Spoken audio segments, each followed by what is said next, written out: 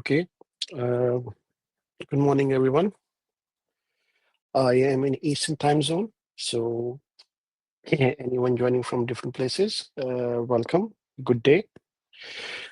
Today, what we are presenting is a quite interesting and fascinating product that we have built to handle and manage asset retirement obligations. And the whole purpose and design and thought process behind the solution was that how can we make this hands off? How can we make it run on autopilot?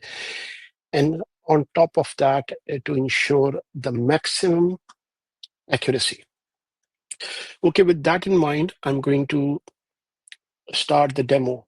So what we thought on the approach is to make it more interactive as well as direct, rather than having fancy slides and everything. We're just going to jump right into the application, show you a couple of features so that you can understand the context and put things. Obviously, the application is quite big and huge, and we cannot cover anything and everything, but what we are going to try to cover is enough to keep it interesting and long enough to cover everything so that you can get an idea of the application. So what you see in front of you is our landing page and the logon page. We're going to select, okay, let me change the password. And this is going to get into the system. Now, this is the complete application view. Now, like any other SaaS web application, the structure is quite similar. If you have seen or worked with any other SaaS applications, you will going to see that it is quite similar.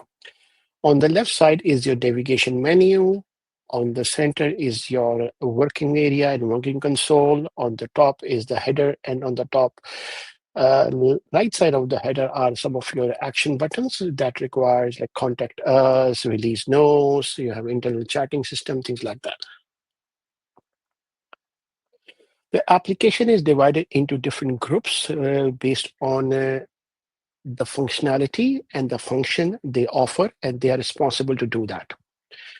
And very important, and I re-emphasize this again and again in different forums and different demonstrations, that what we have built is pretty much, it runs on autopilot. But in order to run anything on autopilot, if I take the example of a plane, you still have to take off the plane, bring it up in the air, and then you can stand on the autopilot. If you use the same concept and apply in asset retirement obligation management, you still have to create the obligation. You still have to create the cost layer. But once that is done, the system takes over. All your recurring activities month to month, all your accretion expenses month to month, all your depreciation expenses month to month are taken automatically, and your journals get ready at a specified time so that you can download the data and upload in your target ERP system. Quite interesting. Okay. All right. So with this, I believe, let me increase the magnification slightly so that it is much more clear. Okay, so let's start with the first group, the dashboard. This is the ARO planner. So all the activities like your terminations, anything that you create get marked in the planner so that it can remind you of the upcoming activities and events in the system. So that's what the planner is all about. The second most important group, and in the group you will be working the most, is called ARO configuration. This ARO configuration has your fiscal year settings that aligns with your financial calendar, your legal entity settings that aligns with your company code for which the ARO process needs to be performed. All the interest rate that you maintain in the system, it will going to come over here, or your inflation rates and obligation type. The obligation type is a concept that allows you to group similar type of obligations. So, an example, that if you have an obligation that is pertaining to an equipment and an obligation that is pertaining to underground fuel tanks. So you can have one obligation type that represents tanks and one obligation type that represents equipment. Now, for an accounting similarity, this is called asset classes or asset groups, which represents equipment, buildings, any other type of assets. and some critical mass data for the ARO that is required for the application to function. Now, the master data is something that will going to be an ongoing activity with regards to maintaining the data. As so is interest rate and inflation rate and obligation type. So now you can have multiple interest rates. You can create obligations with different interest rates and use them accordingly. So I'm just going to quickly show you the screen for interest rate. So let's say we have multiple interest rates. Each interest rate header can have multiple interest rate line items. This represents different type of rates that has changed over time due to your external factors, economic conditions, government regulations, things like that. And you can have your interest rate keys according to your obligation type. So usually I suggest to my customers that for each obligation type, ideally, you can use different interest rate keys and according to different interest rates. But the point here is it allows you the flexibility. And that needs to be kept in mind that you can have a different type of grouping and how you would like to manage them. Similarly, obligation type, the concept is that what obligation type is, what obligation type role is at the site levels. I'm going to talk about that. In fact, let's talk about this right now. So what we do is that we offer three different types of obligation: your site level, component level, and mass asset level. Now, I'm going to talk about site and component. The site level, obviously, that you have different sites. Let's say you have gas stations or different geographical areas which you need to manage. That goes at site level. A component level is that you have a huge asset, and then you have different components which needs to be tracked differently from the ARO perspective. So you can create a component obligation type and create obligation, and then accordingly track each individual component based on different timelines. Okay, so that covers your ARO configuration. The next step is your transactional processing.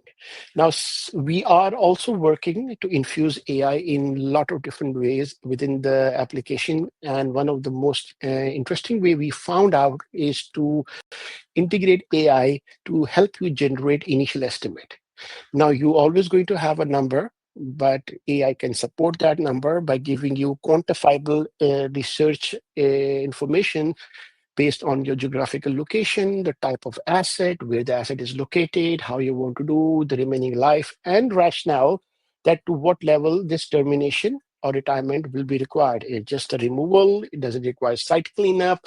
Does it require regulatory approval, permits? So accordingly, the cost will going to go up. You don't have to, but the integration eventually will going to be that from there you can create obligation and the cost layers. This feature will going to be released soon, but I just wanted to give you a quick highlight. So let's start with the main stuff. The obligation management section is where you're going to create each your obligations. You need to start with the base selection, which is called your legal entity, as well as your obligation type. So I'm going to go with the one that I have created for the demo purpose. Okay, so now, as soon as I select, all my obligations are listed here in a structured fashion.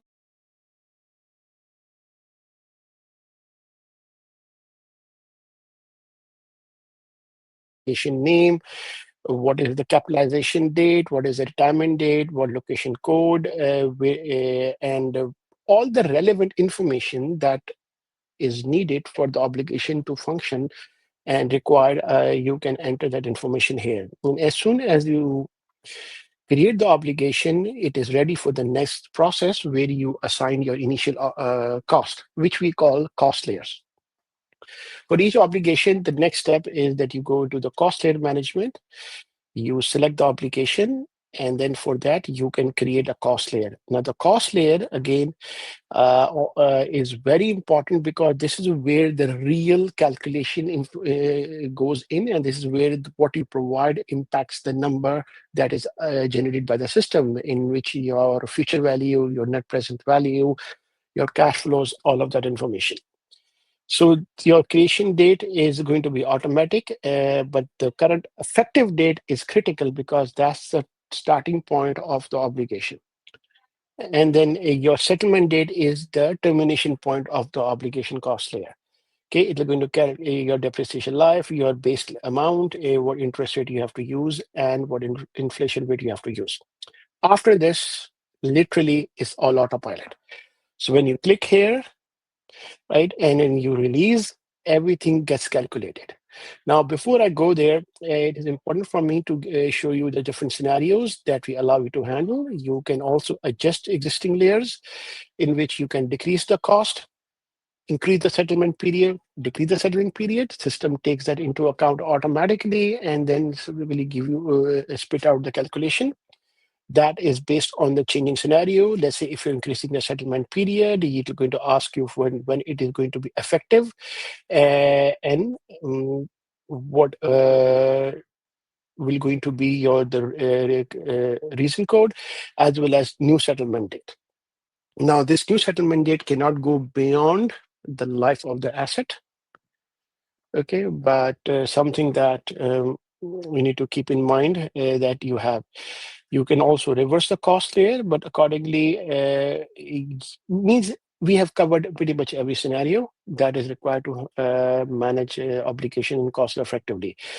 The section below is the disclosure section. It is an audit log. Every time you make a change, you touch your cost layer, it will going to create an entry in the system that, okay, this gentleman or this user has done this, and that was the change, things like that. After that, you have the future value and net present value. There are no actions on the screen. Pretty much, you're just going to go and validate that what future value is calculated, what present value is calculated, your estimated life, okay, and your cost layer history. So every time there is a change in the calculation, net present value and future value, the cost layer history will go to track keep a track of that. Okay, this was changed and this date, it was old value. So pretty much every time from end to end, it covers your audit trail. Okay, you can also view your entire cash flow. So for based on the information provided, it generates the cash flows for the entire life of the obligation. So you can see starting from which, and it goes down to the last period of that obligation. So if I go and select second, third, fourth page, okay, so I can see that this obligation is going to expire on 1st of December, and that is going to be my last accretion expense, and then that will going to be my ending balance. Okay. Yes, so that's pretty much it. Now, expired obligation concept is also a business process, very important to understand. A lot of times you have the obligations which are generating the liability, but they have been terminated, means whether they are reached their end of life. You can load them. In most cases, we load them as part of go live, but in some cases, you can also load them just to update your liability in the system. There could be various reasons, but we have seen this scenario quite a few times that expired obligations are sitting in the balance sheet and they want to report on that. So you can just go and create, but why it is just a one-time process as an import of the data, because there is no subsequent actions that you will be doing on that. Okay, the next most important section is called financial ledger, right? So you have all your integration requirement for accounting, your chart of account. You can create your chart of account here. You can create your account assignment, which is a process or a step that allows automatic generation of accounting entries based on the GL accounts that present your chart of account. Where should your liability go? Where should your ARC go? Where should your expenses go? Things like that. So this allows the automatic generation of accounting entries, whether initial liability, whether it's termination, whether expenses of accretion or depreciation, everything will going to go there. Accretion postings, depreciation postings are the schedules depending upon your financial cycle, whether you want those entries monthly or quarterly or 6 months or every year. This is where you're going to go and execute the process. Now you can execute the process Now, this process is year dependent, so it only runs for your active financial year, but this is where it's going to generate actual expenses that will going to go into your target ERP system, and we're going to upgrade that. So, but the system is doing all of that. What you have to do is just run the report and download that, as simple as that. I'm going to talk about that. Same thing for depreciation. This is a centralized place where you can see all activities pertaining to an obligation taking place. So for example, if I have my initial liability or my accretion or my depreciation or anything, might not be a right selection. Okay. So for example, this is my initial liability entry. So what entries have been created, which account was debited, which account was credited. You can see that. My accretion expense entry. So if you want to track or look for any particular obligation entries, that's something you can go. Journal entries, you can always use a journal entry concept, and no accounting system or accounting based system is incomplete without having a journal entry feature. This allows you to create your manual adjustments at the obligation and cost level. If you want to move cost from one place to another place or one account to another account, you can just do that. You can reverse your accounting postings. So essentially, we have a mini accounting system which allows you to post accounting entries, which allows you to uh, create the entries with regards to your system requirements as well as some manual adjustments. Some other features which are relevant here is period lock. This control allows you to lock the financial periods once they are done, so that there is no accidental reversal postings or anything like that. System will going to block that. It is important for integrity management, and it is only can be managed by the admin if you have the admin privileges to do that. Batch configuration essentially allows you to set up the schedule to align with your financial closing, day +1, day +2, day +3. When do you want these entries? So system will going to run automatically and generate those entries for you to just download. Initialized balances is something that if we have to adjust or load opening balance, this is a one-time activity that is required when we go live with our ARO management solution. But other than that, after that, we probably don't need that. You have your document repository where all the outputs of the reports are stored, plus you can store any other information. The administration section is all related to security management. And then we have a very handsome suite of reports, pretty much covering all aspects. So the whole idea of this application has to be one-stop shop, take the burden of all the calculation errors, introduce automation, introduce, I would say, accuracy in the data set, and then you enjoy your life. Couple of other things. This is the internal chat mechanism. Right? If you have multiple users, you can chat within that. This is all your release notes. So every time because it's a SaaS product, we keep on introducing features and functionalities that are part of the release notes. Your notifications, if anything that has gone wrong in the system, this is where you go. And this is the feedback form that if you want any functionality to be added to cover your process, we diligently review that, and we try to incorporate as much feedback as possible. And that's pretty much it. I hope you enjoyed it. And as always, we are here at VIZIO. We're looking forward to welcome you. Take care. Bye-bye.